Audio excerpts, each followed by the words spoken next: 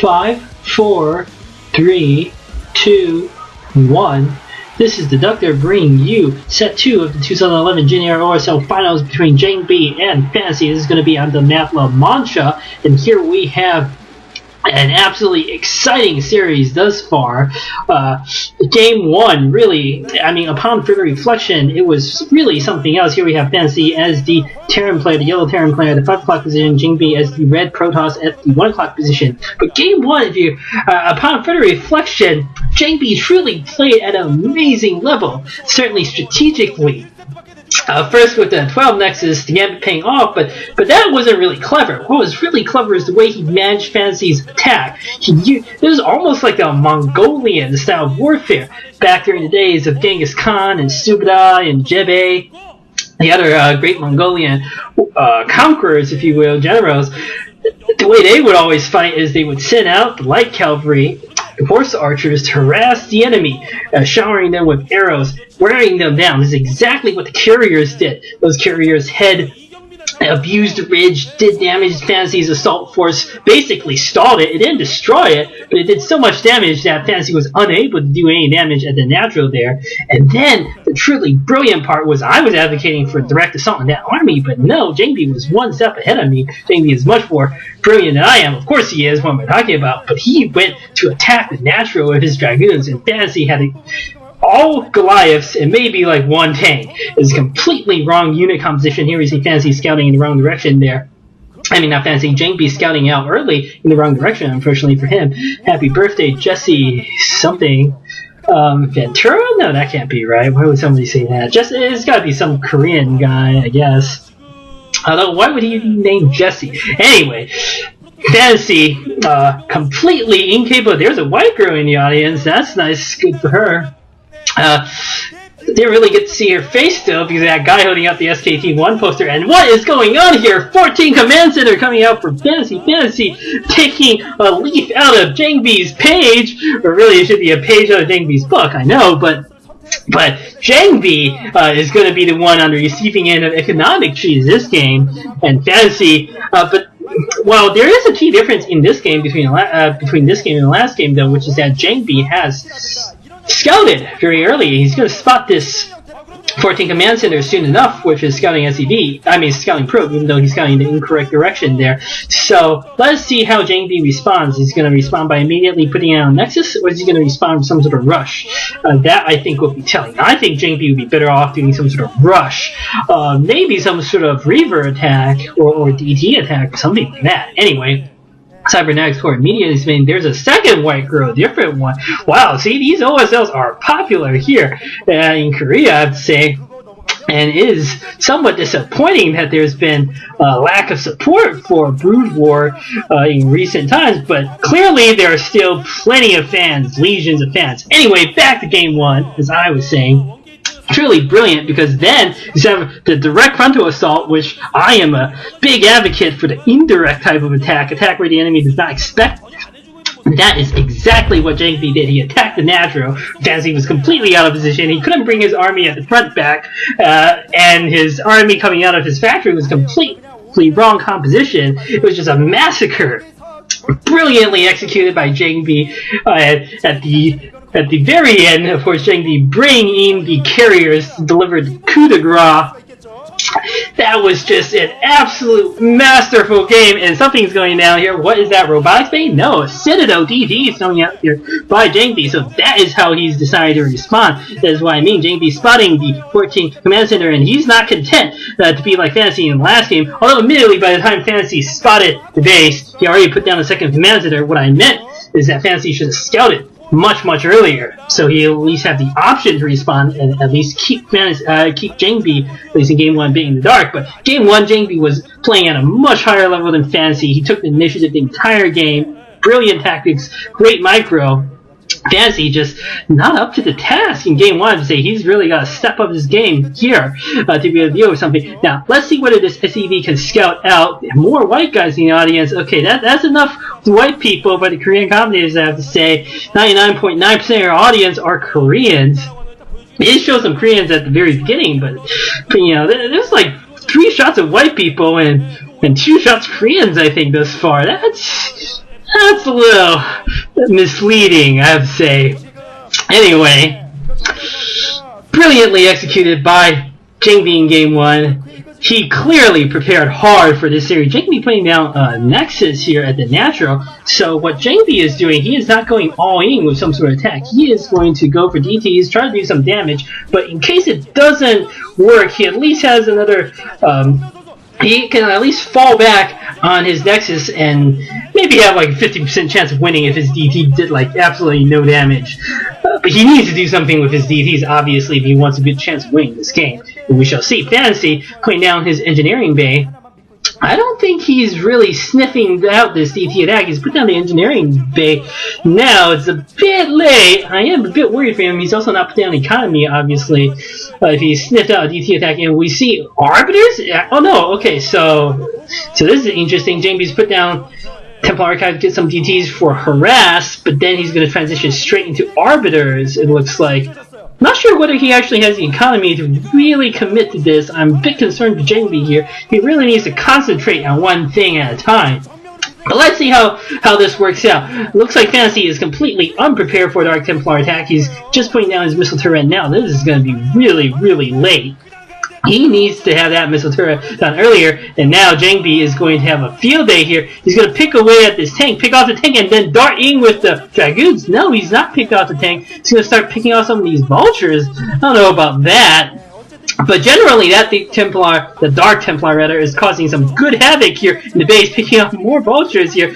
Generally annoying Fantasy, I have to say, even though it has yet to do any sort of critical damage. This is going to force Fantasy to put down all sorts of turrets in the main. But now, Jangbi coming out with more Dark Templars for his second attack here, second wave. Ooh, if Jangbi can drag those mines into the SEVs, he can do some serious damage. Looks like he's not able to do something like that. A second attack here at the front, gonna pick off the missile turret. Brilliant work by Jangbi. And now there's nothing in the front to protect against these Dark Templars. These DDs have a complete field day just to wreak havoc here at the natural, and there's nothing Fantasy can do about this until he gets another missile turret up. He's only putting down the academy now. It's obviously in no position to respond to this. Brilliant maneuver here by Jangbi. He's did very good damage. Now he's going to escape with the Dark Templar. He hasn't really done too much economic damage, but he's clearly taken the initiative. He's clearly set Fantasy back, disrupted his plans. Very good work by Jangbi. I would argue the game is more or less even now. There might be a slight advantage to Jangbi. I mean, yeah, there might be a slight advantage to Jangbi in terms of like taking the initiative and setting the pace of the game, but I think that Fantasy actually still has an economic advantage here. He didn't lose too many SEVs, and more critically, he had that 14 command center, so he is still in the economic lead at this point. However, if he continues to play so passively, I don't think it matters what sort of economic lead he has. He's just not going to be a match here for Jangbi. Fantasy needs to do something this game. At the minimum, he needs to launch some sort of vulture harass. Even if it doesn't end up killing too many probes, just trying to take the initiative matters a great deal in game as high of a stake as the finals here. You gotta do something to throw your opponent off. Just having a good mechanics and just preparing your build orders, that is not enough in the finals. You gotta do something above and beyond. Play some sort of mind game in general, if you think about it. You know, and the best series are always the one where both players can take the initiative. Both players are... Think about your Bisu versus Stork in the MSL finals, or your mini J-Dong versus Flash finals. Although some of those final series, you know, Flash has taken initiative. More so, but there was that one in the MSL, I think, was 3-2. That was very close, very tense game. Both players were capable.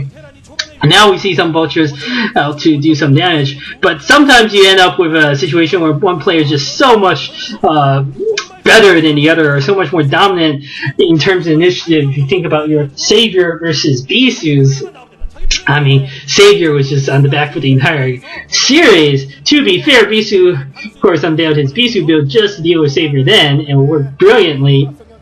But even so, it is clear that taking initiative could be something like doing a clever build and then relentlessly pushing forward. You just cannot let up the momentum. If you seize the momentum, you want to maintain it as much as possible. It looks like what Fantasy is going to try to do is to bunker A. He's got plenty of defenses at the front. He's going to get his base at 6 o'clock. He's going to wall that off, and he's not going to have too much of a difficulty defending his natural and his base at 6 o'clock. On the other hand, Jangbi is putting down base there at the 12 o'clock. If it's 3 base on 3 base, in theory, and those probes getting stuck in transit a little bit there, in theory, 3 base on 3 base does favor Terran, especially if Terran had an area of economic lead on that. And the 3rd base by Fantasy here even went up earlier than 3rd base by Jangbi. So clearly Fantasy is still in a good economic position, in the economic lead here.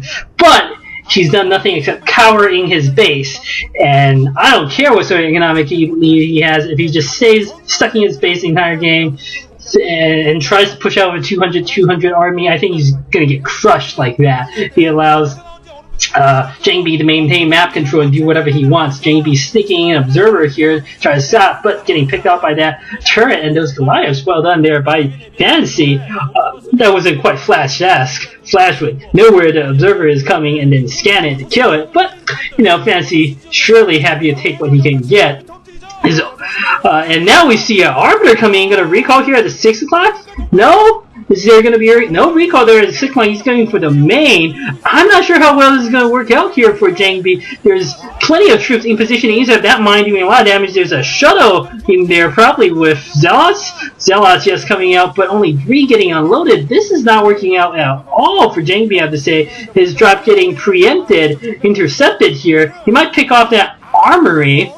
He had delayed the upgrade somewhat by Fantasy, but I'm not sure that was completely worth it. He's lost an entire army here, killing a missile turret, maybe a few SEVs, a few vultures, and an armory. I really don't think that was worth it. He also lost his Arbiter, possibly. I don't know what happened to that Arbiter. If he lost that Arbiter, this would be a complete disaster. He should have had time to run that Arbiter out. But anyway, I would argue with that little failed maneuver, Fantasy is in clear leading this game, both militarily and economically. Now, the question is, what will Fantasy do? Is he just going to say, okay, I stopped that drop, I'm going to stay United base now and macro up to 200. That is a recipe for disaster, I feel, because Jangbi is going to have time to rebuild his army and expand during the interim, and he's not going to worry about that. If, on the other hand, Fantasy decides to push out, maybe not with his entire army, but to harass or do something, then I would argue Fantasy could be in a good position. I mean, he would take the initiative for once, and he would be able to cement his lead and be able to win the game that way. What Fantasy cannot do is sit in his base for the next 5 minutes. That is, I predict disaster for Fantasy if he does that. And now we see Jangbi obviously sensing that Fantasy is a timid player in this series, putting down 2 expansions simultaneously after his army got crushed. So this is what I mean. Fantasy perhaps finally going to move out with some vultures. This is Fantasy's chance.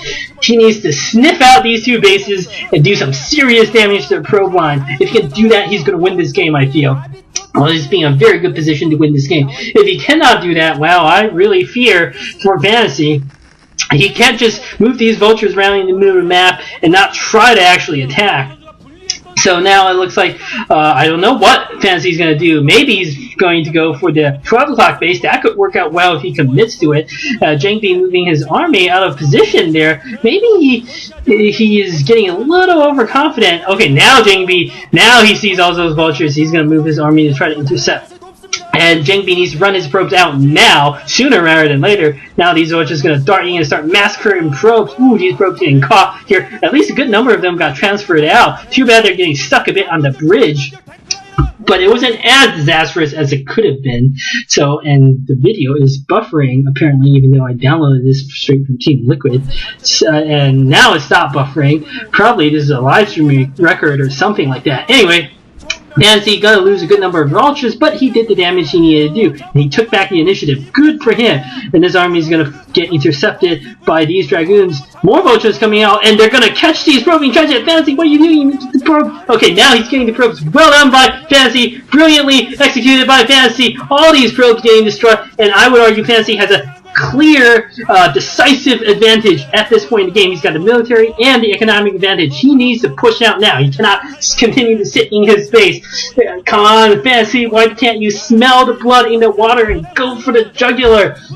Jangbi cannot resist an attack right now. Even if he somehow beats off this attack, his army should be in such a bad shape that Fantasy can polish off whatever Jangbi can produce with his second wave. And it looks like Fantasy is going to push out. This is going to be a decisive battle here in the middle of that. Jangbi, I don't think, can do too much except delay. If he can delay Fantasy, though, for a while, he should be fine. He's got an Arbiter there with some good stasis. No, he's going to send the Arbiter for recall. This is a high-risk, high-reward strategy here by Jangbi. It could end disastrously for him, or it could work out brilliantly. I like this risk-taking by Jangbi. He's going to try to recall and draw Fantasy's army back. If he can force Fantasy's army back, he will probably be in a pretty good position again. If he can't, though, this is going to be bad for him. Fantasy needs to do something. He needs to go for the attack or go back to save his base. I think he needs to go for the attack. It'll take too long to save his base. It looks like that is exactly what Fantasy is doing. He's going straight for the attack at the natural. Brilliantly done by Fantasy, I'd say, at least. And in terms of decisiveness, he's got enough troops to be able to hold off that recall. Good stasis on those two signs vessel. And Jangbi desperately rallying troops to try to delay this assault at the natural, but he can do nothing. Not against all those 1-2 upgraded tanks and the horde of vultures, and Jangbi just, his field army insufficient to deal with this. You can see he could polish off those tanks attacking 12 o'clock base, though. That's something he can use his army for. But I guess he's too distracted. Fantasy even managed to save his command center. So this is a very tense game. I don't know who that girl is praying for right now. The thing is, Fantasy has an unbeatable army in the field. It cannot be touched by what Jangbi has. On the other hand, Jangbi actually has, 3 mining bases, and Fantasy will be looking unconcerned there for his protege, for his apprentice. I certainly would argue Fantasy has not yet become the master in this relationship. Whereas Uvi and Boxer, Uvi did triumph over his master. But at this point, whereas Uvi is in the pantheon of StarCraft gods, Fantasy still has quite a bit to prove before he can be elevated to that level here. Before you can talk about him in the same, on the same level as your Uvis. Like Flash, of course, has ascended to godhood. Anyone who can equal Nada, clearly a StarCraft god. Not to mention he is just, overall brilliant beyond words. Anyway, Fantasy, interestingly enough, decided not to polish off the main base, but to go for the last 2 mining bases. This is a pretty good maneuver by Fantasy. There isn't anything that Jangbi can do to stop this, and once these 2 mining bases at the 11 and 10 o'clock are finished off, then Jangbi will have no resource intake, and it will be GG. So good work by Fantasy. Jangbi in desperate trouble here. I think he knows it. He's got 2 Dragoons and maybe a DT. He tried to delay this, and there's Coach January looking concerned there for Uvi. Of course, is a coach on SKT1, but we all know Uvi's the brains behind Fantasy. Sorry to all of those Fantasy fanboys out there. Even the Fantasy fanboys, I'm sure, are secretly Uvi fanboys anyway. That's probably pretty insulting. Anyway, looks like there is nothing that Jangbi can do to stop this. He's going to do some Zealot bombs, actually doing some pretty good damage even at this stage of the game, but they're just way too many Terran units. Jangbi gonna do what he can with his tiny field army, stop an expansion there at the 7 o'clock, but I don't think it matters as long as Fantasy can. Yes, he's getting his base at the 6 o'clock rebuilt. If he can maintain that base, secure it, he will have at least 1 mining base on 0, and has a winning proposition anytime. So, not to mention he has the unbeatable field army here. So Fantasy is going to have no problems polishing off the base at the 11 o'clock. This is going to be GG, it looks like, for GG coming from Jangbi soon enough, I'm sure. So, great work by Fantasy. At the decisive moment, he did not hesitate and went for the direct attack. Good for him. The worst that could have happened is if he hesitated, he doesn't advance and he doesn't go back. try to save his base, and you see pro gamers do this all the time, where sometimes what they do is they try to split their army up to try to do both, in which case often it accomplishes nothing. But Fantasy truly not being phased there. F-A-Z-E, by the way, and F-A-Z-E-D, I guess, phased. So, great work here by Fantasy, I have to say, and Jangbi going to lead a suicidal charge with his Dragoons, as Protoss were wont to do when they're losing. They always just order the units to do a suicidal attack. GG coming from Jangbi. So, great game, too, I have to say. Fantasy winning this game, the series tied at 1-1. Fantasy showing that he is not going to be a pushover. He's not going to roll over and die. He is capable of taking initiative and being a real challenge here for Jangbi. Both players finally playing at a high level.